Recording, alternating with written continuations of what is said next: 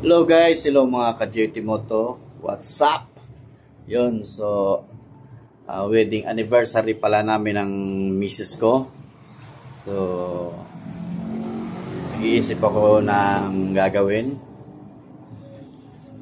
Ang gagawin ko lang is bibigyan natin siya ng bulaklak dahil wala pang sahod.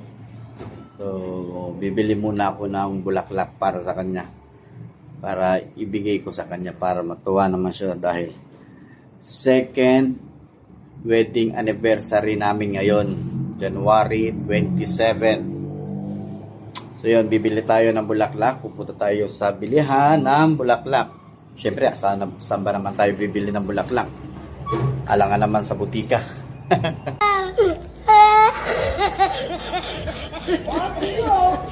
Sa palengke, saan ba malapit yung palengke? Agdaw palengke yun. Bili tayo ng bulaklak guys. So next video tayo mamaya. So yun guys, nandito na tayo ngayon sa Agdaw palengke. Ayan.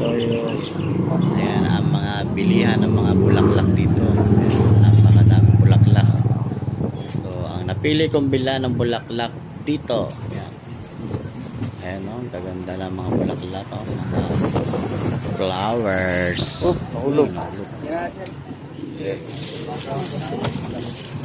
Ayan, ito ang mabilihan dito. Ayan o. Ayan, shout out kay Sir. Ayan si Sir o. Ayan Sir. Shout out ko kay Sir. Naka-discount pa tayo kay Sir. So, binigyan natin ng sticker yan. Followers na natin yan. Ang pangalan ng store niya, ano ba pangalan ng store na to ha? Lolit ba to? Lolit Flowers.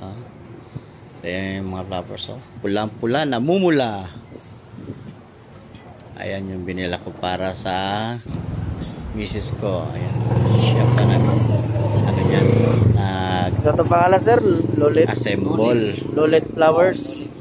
Siya pa nagbuo ng bouquet. Okay. Ayan. Lolit Flowers. Ayun, Lolit pala. Lolit Flowers Store. Yun, Lolit Flower Store. Ayan. Ayan o. Mano-mano yan. Bagong-bago pa yung bulaklak. Fresh pa from garden. Galing ni Bossing. Galing mag-design. So, yung mga gusto bumili ng mga bulaklak dyan, mga taga Davao, gusto mo palit, daray o. Lolit Flower Store. Shout out sa Lolit Flower Store. Yun, tapos na siya. Sana magustuhan ng asawa ko to. Happy wedding anniversary ma. Yan, isisit. Bibigay ko ng flowers.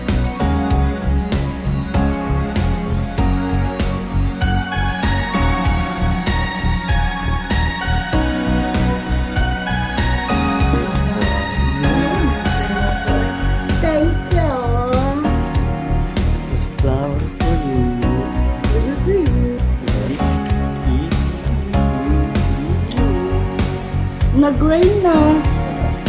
Nag-lap patak